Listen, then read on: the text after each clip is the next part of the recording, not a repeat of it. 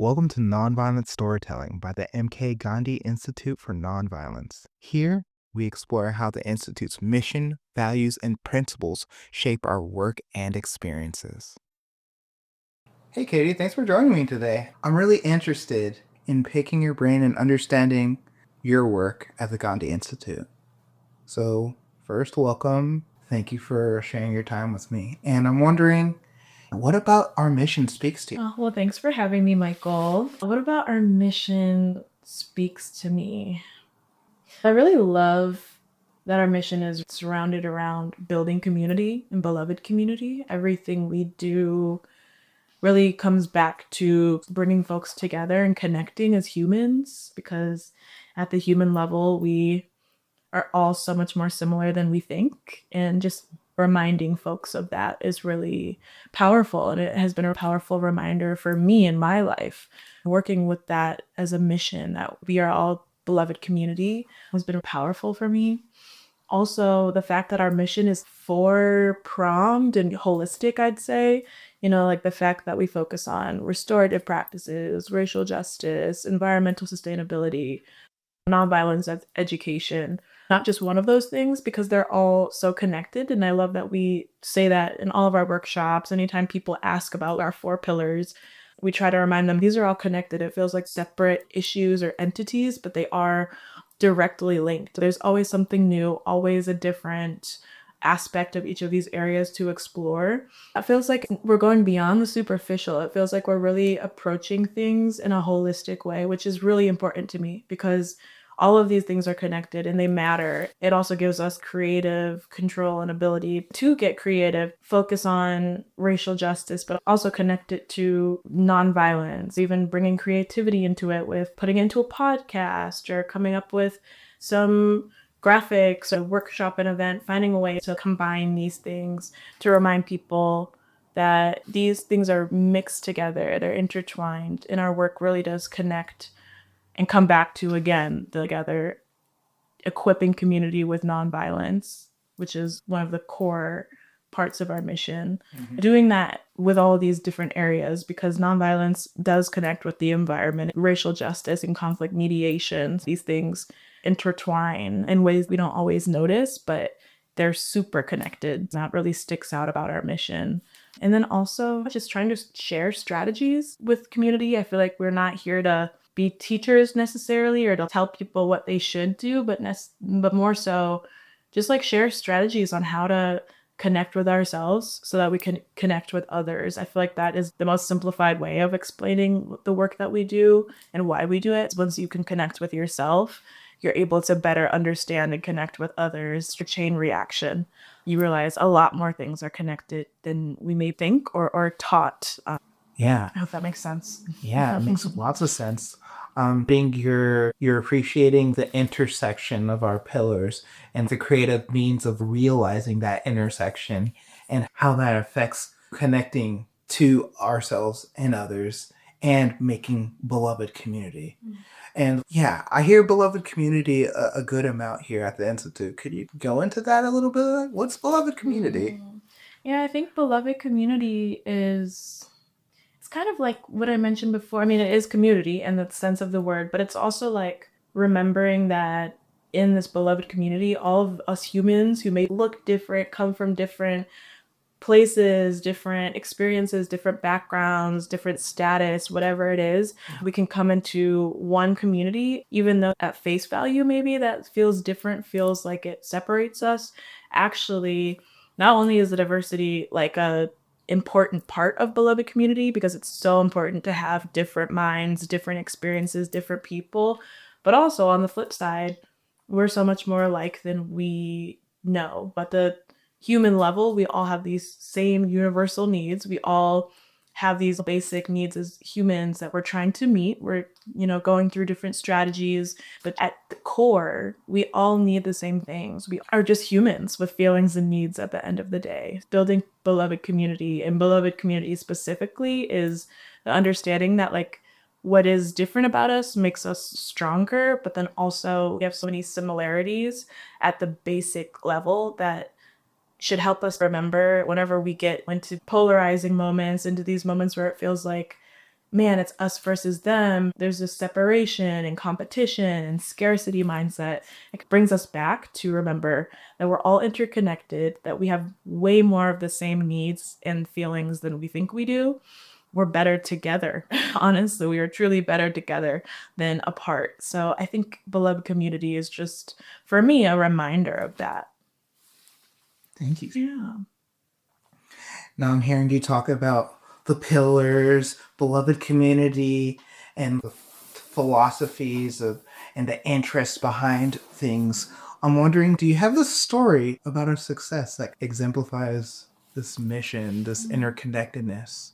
Yes, it's hard to pinpoint just one story because Yeah. there's been so many fun stories throughout my couple of years here. One that has been sticking out to me is the work that we do over the summer with a group of high schoolers who come to the Gandhi Institute through a city program and a local nonprofit organization called Cornell Cooperative Extension. These high schoolers are paid to take care of community gardens around the city, and there's 6 weeks in this program. They spent one day each week at the Gandhi Institute with us. We hosted them at our community garden, but also got the chance to do workshops and events with them and kind of talk to them about the work we do, what nonviolence is, what we do, what our mission, engaging them beyond just their garden work.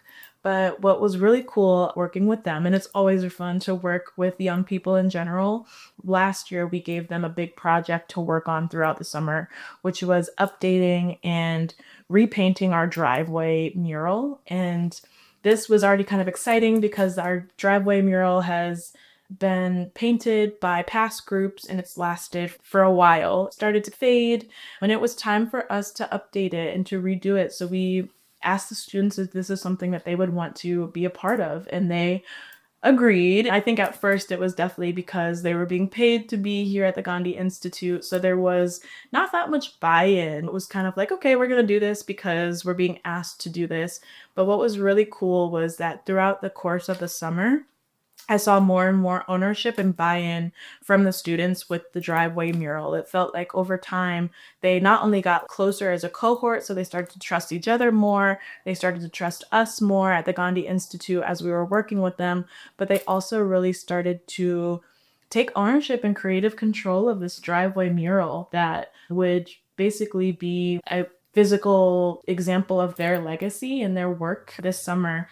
As the summer went on, they really just got more and more invested. And this project was something that I think went from the task that they were assigned as part of their job to something that they were able to do to contribute to their community. And a specific moment is one of the students came up to me and was asking, is this really going to stay like this? Is this going to be like this in the next couple of years? Asking about the longevity of the mural. Even though it was permanent paint, there was still kind of like, our work is going to stay here like this. And there was a little bit of a disbelief in that. We were able to tell them, yeah, you are able to put your legacy into this driveway mural and you're contributing to your community for years to come. Your work today and over the 6 weeks is going to last years. And other neighbors and friends of the Institute and anyone who comes around our community garden and sees this mural, anyone who drives up into our driveway and sees this mural will be reminded of the work that you put in and reminded of your commitment to community and to contributing to the community. We said that to the students who are wondering, is this really going to make an impact? I could see on the students' faces once they realize, oh, this is actually going to make an impact and this is actually going to stay here. There was a lot more investment and ownership of this driveway. And we would see people painting beyond staying there, really just wanting to complete it, wanting it to be perfect. We saw students really getting into the design aspect, leaving some of their other roles to come and do the painting because it was so fun and exciting for them. So over time, we saw people getting a lot more passionate and invested in this group project. So it was really cool to see them come to terms with that. When they left, they were able to leave knowing that when they come back to the Gandhi Institute, their work and collaboration over the summer would still be there. The work they did really meant something. It wasn't just you're getting paid to be here. You're actually adding into your community. I could see with these students. We were excited about that, and that made them feel good. So that was really cool to see. Thank you for sharing that story, Katie. Yeah, hearing that this painting of the mural, which is like our doorstep to the community, especially as our public land. We have a playground that we're revamping, a garden, and we do a lot of public stuff at the house. So, like, that's what people see first a lot. Yes. Seeing that transform from a task to a creative endeavor and like impact they're doing as a group is really cool. I'm wondering, you named the shift of buy-in and some obstacles. How's it building trust? That is something that we've always realized has to be earned. It's 6 weeks that we have with these students, and it's 1 day a week that they come in. They're adjusting to being in a new cohort over the summer. So that's already one group they have to learn how to trust. We wanted to figure out how they can do that at the Gandhi Institute, even though they'd be there just 1 day a week. So we really focused on team building activities and exercises. And that's what I love about our time with them, that it's not just work. We don't want them to just work all day. We also want them to have a chance to participate and learn about some of the things that we get up to here at the Gandhi Institute. And a big part of what we get up to is just having groups bond, having groups learn how to be together, how to work together. So whether it was having different games and challenges, all kinds of group building activities for them to get to know each other, to get to know us. Over time, of course, it wasn't an instant trust, but over the 6 weeks we had together, we got more familiar. We learned each other's names. We saw friendships forming. We were able to build relationships with students. So then it felt like they were able to actually trust us. It was cool to get to know them and their interest for the mural. Some students who are super interested in doing the base coats, and we had students who wanted to design the color scheme and figure out what color should go where, and students who designed the stencils that we ended up using for the open house when we worked on the mural. There was different jobs and aspects that students could plug into, and I think since we built that trust with them, we were able to let them be involved in the ways that they felt excited about. So that was really cool to learn their interests, what kind of music they like, what they do, what is like, what fun things are doing that week. So just being invested in them and getting to know them as humans. Building that little bit of beloved community. Exactly. How did you help them navigate the challenges of this project? Whether it be interpersonal challenges, participation and getting creative, or ownership of that. I think helping to navigate the whole process was building that trust. That was a big part of helping the process to go smoothly, because if you don't trust each other, if you don't have basic agreements, that's another thing. When they first came to the Institute at the beginning of the summer, we got together and created group agreements. That's something we do with all groups normally at the Gandhi Institute, to create some group agreements and to co-hold and co-create our expectations of one another, of ourselves while we're in this space. So there were certain things that we asked them to do or not to do, just to make sure that folks were participating, showing up, being present, letting us know if it was an off day, being transparent about their feelings, ways that we could be better at working together. Because sometimes it's naturally challenging to be in a group with different people, different personalities. So we also talked about conflict and navigating conflict, and what does that look like? What are our conflict styles? We went through those workshops and strategies with them, which we do in a lot of our NVC workshops. So definitely creating a group agreement structure for everybody to be held at the same level of accountability with these expectations.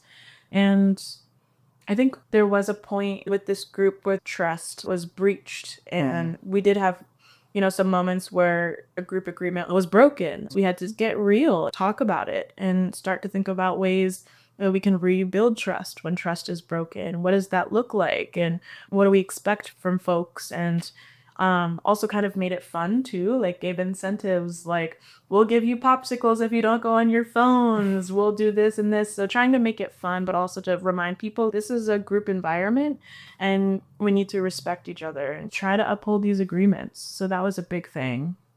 Also with the team building and just really trying to get people comfortable working together and getting to know each other. It was cool to see friendships forming within the group. Towards the end, it felt like everyone was getting along. Everyone had the chance to get to know one another. That felt important to like getting these projects done, working in the garden, but just also, yeah, like helping them develop as young people, working in groups, getting ready to be in the workforce. So, kind of like keeping that nonviolent, beloved community at the core of everything and just trying to remind them again, we're just humans. We have needs and strategies to meet those needs. Let's be mindful with like the strategies that we're using in this group. I think that was some of the things we did to help the process go as smoothly as possible. Heard. It sounds like a lot of effort was given to getting to know people, building that community, and how that would be done through agreement building, Yeah. maybe the workshops. I heard NBC, nonviolent Yes. communication, and conflict styles, and understanding yourself and other people, Mhm. and how to move through those things. Yeah, sounds like some real talk. Some real talk. Mm. For this story in particular, what does it represent? What does this story show? Hmm. It shows a few things. It shows the process of building community, literally raw community building within this group from week 1 to week 6. Seeing that progression was really cool to, go from being strangers to leaving that space feeling very connected and in community with one another. I think that is one of the big takeaways. Also, the importance of connecting young people because at the Gandhi Institute, one of our big areas of focus is 12 to 24-year-olds and connecting young people with nonviolence and our 4 pillars. And I think that's what this program really encompasses is connecting these young people with strategies of nonviolence and being able to not only share the garden and environmental sustainability practices with them, but also how to connect with yourself and others. As a young person myself, like that is something I never learned how to do when I was their age. It goes such a long way to learn about yourself and how to connect with others. I think that was really cool to engage with young people in that way. And it's also like there's a lot of hope and inspiration that came out of that for me as well because young people are the future and they just bring so much hope in the way that they see the world and the questions that they ask and the way that they do things. So just also remembering that the magic of young people and connecting them to nonviolence. I think that was another big gift I got from being part of this project. From a facilitation standpoint, it was really helpful to build that rapport with them. It showed the power of just 6 weeks with people. It's really nice to get to know people over a few weeks and build with people. There's a lot of value in that, whether it's a one-off session or, which I would prefer, a longer series of sessions. There's a lot of power in coming together with intention and talking about building beloved community. I think that's my main key takeaways. There's probably even more, I could say. Yeah, I'm looking that with this 6 week program with youth and nonviolence, you could see the power of we can build community, we can get close, we can make an impact. Thank you so much, Katie. Amazing. Thank you, Michael. Thank you for joining the Gandhi Institute's Nonviolent Storytelling. To learn more about us and our events, subscribe to our newsletter at gandhiinstitute.org. Join us next time for more stories of nonviolence in action.